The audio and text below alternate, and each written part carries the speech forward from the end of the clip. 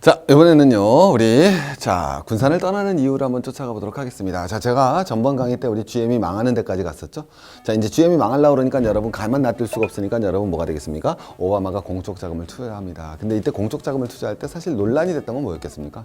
우리 공적 구제금융한다고 그랬죠. 일반적으로는 금융기관에다 하는 건데 제조업체에다가도 했기 때문에 이 당시에 논쟁이 되게 많았습니다. 그래서 미국 부통령 미트 롬니 뭐라 그럽니까? 야, GM 등에 대한 구제금융은 패거리 자본주의다. 이건 말도 안 되는 짓이야. GM 지가 잘못해놓고서 탱크 같은 차 6000cc 맨날 만들어갖고 지가 파산하는데 우리가 왜 돈 낼래? 라고 얘기를 했었던 거죠. 또 뭐라 표현했습니까? 킹그리치 같은 사람은 본질은 사회주의다. 여기도 이런 사람들이 많습니다. 오케이, 뭐만 하면 무조건 사회주의다라고 얘기했던 이런 논쟁들이 있었는데 사실은 이제 지나가 보면 이 당시엔 사실 논쟁이 많았거든요. 뭐 진보나 보수를 떠나서 진보도 마찬가지로 대단히 반대하는 사람이 많았었는데 사실은 결과적으로는 잘했다는 평을 대단히 많이 받고 있습니다. 자, 5년 만에 졸업을 했고요. 그 다음에 이런 보고가 나오죠. GM하고 크라이슬러를 갖다 파산하는 걸 그대로 그만두었다면 190만 개 일자리가 날라갔고 그래서 미국 자동차 리서치 센터에서는 뭐냐? 역사상 가장 성공한 사례다. 이런 평가를 하고 있습니다. 자, 어쨌든 우리가 중요한 거는 GM이 어떻게 살아났냐는 거죠. 어떻게 살아났느냐? 아주 간단합니다. 우리 파산하고 나잖아요. 그럼 이제 재기하려고 그러면 기업에서 중요한 건 여러분 순이익입니까? 매출입니까? 매출 이러시잖아요. 그죠? 맞아요. 왜? 어떤 회사는 되게 공격적으로 하죠. 그럼 여러분 매출할 땐 뭘 키워야 돼요? 회사의 외형을 키워야 되겠죠. 그럼 거꾸로 순이익 규모를 생각한다면 뭘 줄여야겠습니까? 다운사이징을 들어야 되겠죠. 그래서 GM이 엄청난 규모의 다운사이징을 이뤄냅니다.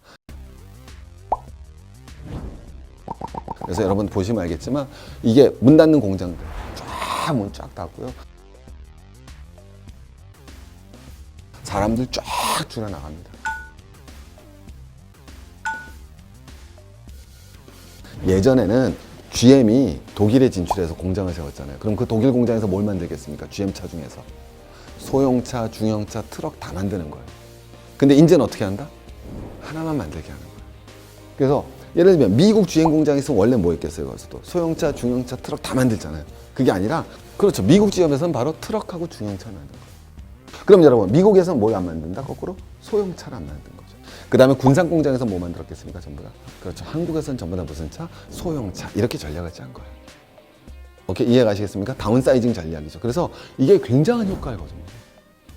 그래서 이게 잘 나가죠. 이게 잘 나갑니다. 자, 그럼 우리는 여러분 이제 예전에는 한번 이거 다 단적으로 보여주면 되는 거죠. GM이 2002년에서 2009년까지 2002년에 우리나라 거 인수하지 않습니까? 대우 GM을 인수하는데 그리고 나서는 판매 차종이 15종입니다. 이 당시에는. 근데 아까 그 전략을 보시니까 2010년에서 2017년까지는 전부 다 뭐가 돼야 되겠습니까? 전부 다 무슨 종이 출시된다? 7종이 출시되죠. 전부 다 기본적으로 무슨 차? 소형차 아니면 소형 SV. 딱 이게 전략이 되는 거죠. 한국 공장이 어떤 전략을 취했는지 아시겠죠? 오케이? 그래서 여러분 한국 GM이 엄청 잘 됐어요. 거꾸로 힘들어지는 이유의 반대입니다. 이제 무슨 차만 만듭니까? 소형차만 만들잖아요. 그죠? 소형차 만들기 위해서 소형차 우리 내수입니까? 기본적으로 수출입니까?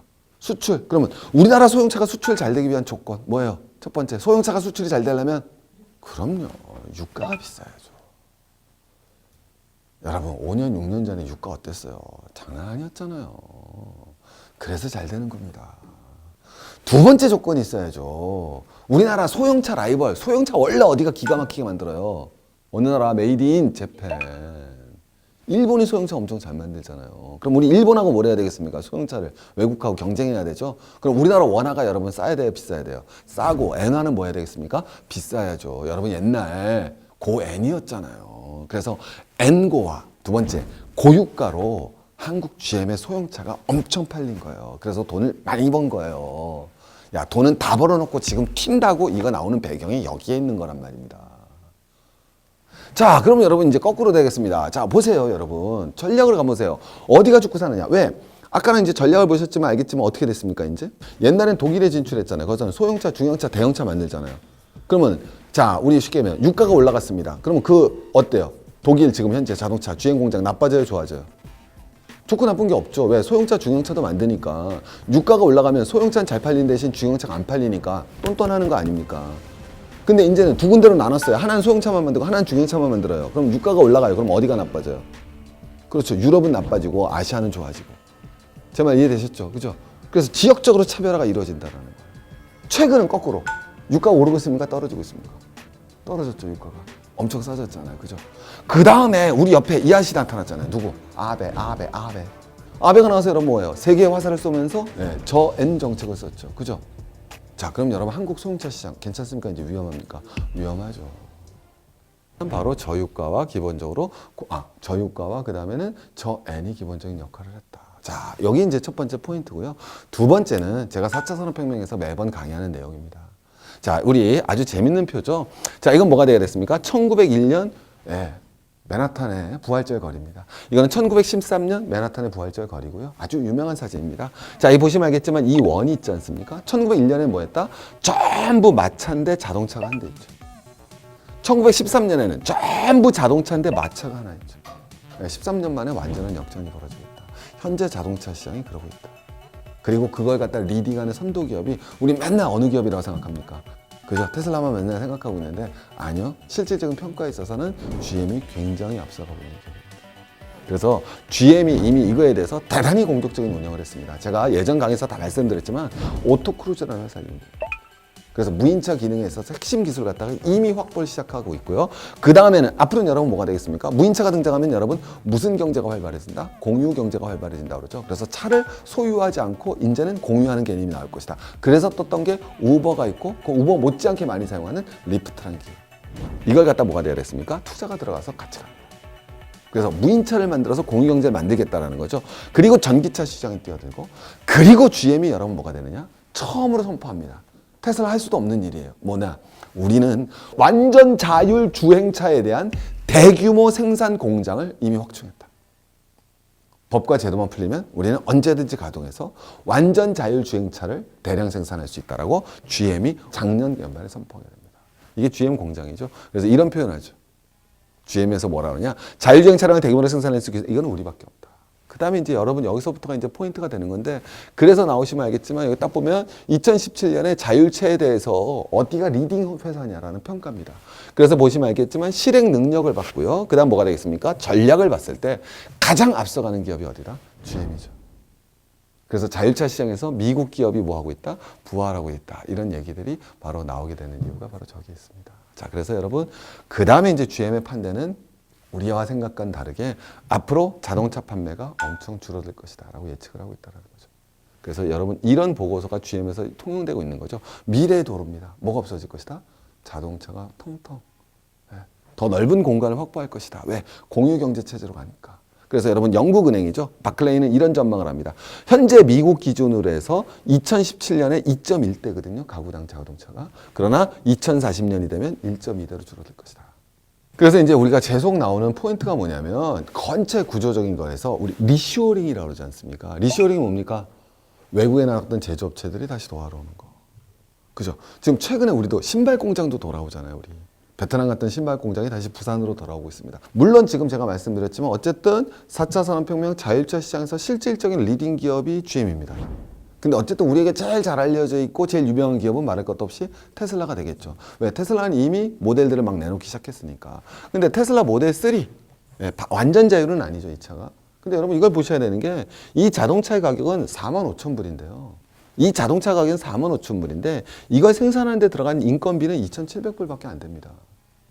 그러니까 이제 더 이상 뭐를 찾아나갈 필요가 없다. 값싼 인건비를 찾아서 외국으로 진출할 필요가 없는 시대가 오는 거죠. 그래서 제가 뭐라 표현합니까? 예전에는요, 우리 공장이 어디 갔습니까? 값싼 인건비를 찾아서 중국 가고 동남아시아 가고 다 넘어갔었잖아요. 이제는 그럴 필요가 없다라는 거죠. 거꾸로 어디에 있어야 되겠습니까? 미국으로 돌아오는 겁니다. 미국으로 돌아와서도 어디에 있어야 되겠다? 공업용수도 필요 없죠.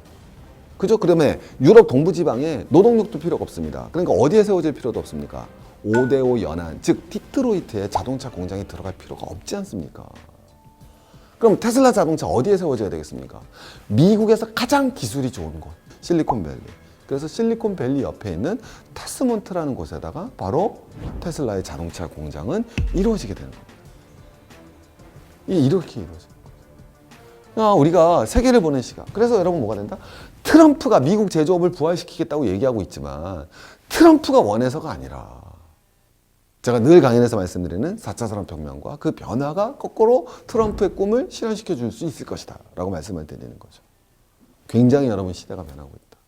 우리가 쥐피지게 해야지 백전백승할 수 있지 않습니까? GM하고도 우리가 헤어질지 안 헤어질지. 내 여자친구를 정확하게 알아야지. 혹은 내가 내 남자친구를 정확하게 알아야지 헤어질 때도 잘 헤어질 수 있지 않겠습니까? 아니면 이게 헤어질지 안 헤어질지 우리가 이 사건이 우리 관계를 헤어지게 만든 사건인지 아닌지를 파악을 해야 되고, 만약에 헤어진다면 어떻게 잘 헤어질까를 알기 위해서는 일단 제가 누군지를 알아야 되는데, 제가 말씀드리고 싶은 건 쟤에 대해서 무조건 비도덕적이다, 너 도덕적으로 문제 있어라고 비난하는 거는 문제 해결에 아무런 도움이 되지 않는다라는 거죠. 자, 그게 여러분 제가 1편에서 말씀드렸던 거고요. 그래서 뭐가 된다? GM을 알아야 된다. 오늘 이 시간에서는 자, GM이 군산을 떠나는 이유는 걔네가 비도덕적이고 부도덕해서가 아니라 GM이 파산한 이후에 재기하는 과정에서 GM이 청했던 다운사이징 전략 중 한국은 바로 소형 자동차 특화 시장으로 갔었다. 그래서 한때 우리가 굉장히 좋았다. 그러나 엔저와 그 다음에는 저유가로 인해서 우리 한국의 아시아 시장이 줄어드는 요인이 하나 내부적이 있었다면, 또 하나의 요인은 커다란 4차 산업혁명이라는 물결 속에서 GM의 전기차, 자율차로 가는 과정에서 자동차 수요가 줄어들 것이라고 판단하고 있는 GM이 세계 각지에서 철수하고 있는 형편이 바로 요인이다. 그래서 우리가 GM이 왜 철수하는지에 대한 구조적인 이유를 알고 있을 때 우리는 제대로 대처를 할 수 있지 않을까. 그래서 우리가 GM하고 결별해야 되는지 안 해야 되는지 냉정하게 한번 살펴보고, 만약에 결별한다면 어떻게, 왜 해야 되는지 우리가 알아야지만 올바르게 일을 해결할 수 있지 않겠습니까? 자, 여기까지 최진기의 생존경제였습니다.